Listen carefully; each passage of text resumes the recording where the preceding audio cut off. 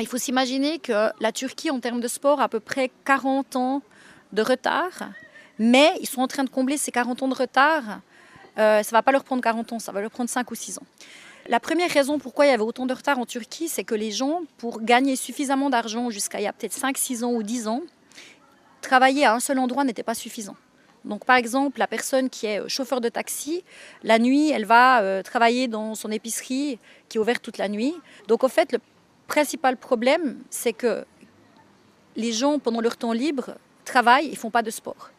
Et du coup, les enfants n'ont pas le modèle de parents sportifs. Parce que moi, si je prends mon exemple, si mon père n'avait pas été un fanat de course à pied et puis que nous, on avait toujours eu l'habitude de le voir arriver transpirant à la maison, bah, ça ne nous aurait pas paru logique de courir.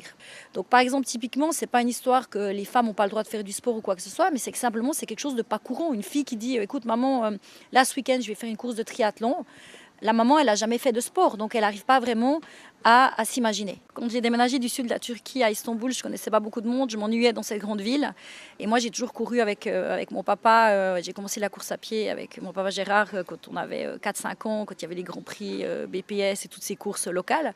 Et la course à pied, ça a toujours été la façon d'être en forme, etc. Mais pendant mes années de plongée à cage, je ne courais pas beaucoup. Donc à Istanbul, en étant seule dans cette grande ville, j'ai commencé de recourir. Et je courais 5, 10 km, 20 km. Et un jour, j'ai découvert qu'il y avait des ultramarathons. Qu'il y avait des espèces de fous qui couraient 50, 60 km dans les forêts d'Istanbul. Parce qu'il y a des forêts et des pentes, etc.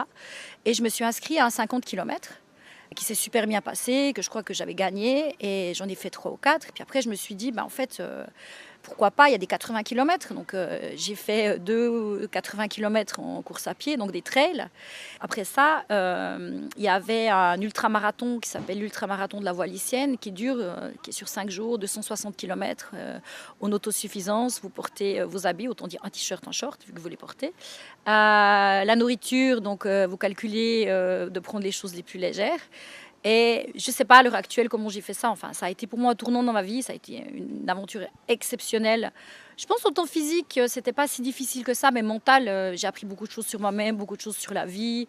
Je crois que j'ai découvert tout un pont spirituel de la vie que je connaissais pas, parce que surtout la dernière étape de 100 km qui dure près de 24 heures, je pense que vous avez le temps de réfléchir et de connecter avec beaucoup de choses dans la nature, en étant seul dans la nuit, etc. Et bref, suite à cette course, j'ai eu une petite fracture de fatigue dans le pied, ce qui est complètement normal.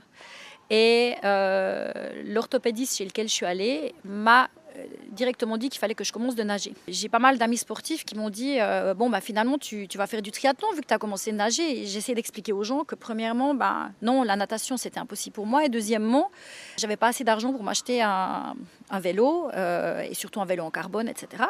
Et là, j'ai plusieurs amis qui m'ont dit oui, mais tu sais, je suis sûre que tu arrives à trouver un sponsor.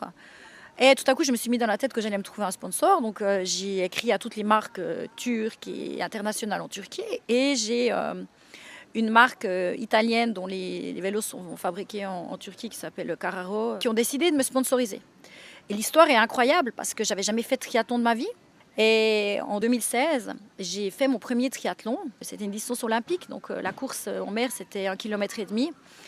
40 km de vélo et 10 km de course à pied. J'ai nagé comme j'ai pu, je suis sortie de l'eau en me disant au moins maintenant la course commence. Et finalement, pour mon premier triathlon, je suis arrivée 3e en fait. C'était au sud de la Turquie à Antalya. Et donc du coup, j'ai eu une énorme motivation par rapport à ça. Et de course en course, c'est de mieux en mieux aller. Et maintenant, je vais même faire des courses de natation. Donc comme quoi c'est possible. J'ai un peu une relation amour-haine avec la natation. La course à pied, je pense que inné, c'est quelque chose que j'ai toujours fait, donc j'aime. Mais c'est vrai que maintenant, en train de dire entre le vélo et la course à pied, c'est un peu les deux. Moi, j'ai toujours l'impression qu'être en vélo, c'est des fois un peu plus facile parce qu'on est un peu moins seul. Enfin, finalement, le vélo a ce côté mécanique qui vous amène quand même. La course à pied, surtout dans un triathlon, c'est quand même la dernière discipline et des fois, c'est dur, quoi. Des fois, j'aimerais revenir un petit peu plus souvent. J'essaie de revenir en tout cas 2 fois par année. Je pense que moi, je reste très attachée. Je veux dire, les gens qui savent, les Turcs, ils savent que je viens de Neuchâtel. Je veux dire, avant de dire que je suis suisse, les gens savent. Les gens d'ailleurs connaissent, les Turcs connaissent très bien Neuchâtel à cause du fameux match de Galatasaray et Neuchâtel-Xamax. Donc ça, c'est quelque chose de très intéressant. Neuchâtel est connu en dehors des frontières, enfin en tout cas en Turquie. Non, pour moi, avant de dire que je suis suisse, je dis que je viens de Neuchâtel. En fait, je me suis rendu compte que Ouais, finalement, en Suisse, je pense qu'on est plus attaché à notre ville d'origine que en fait à notre vraiment pays et notre passeport suisse en fait. Enfin, en tout cas pour moi, c'est ainsi.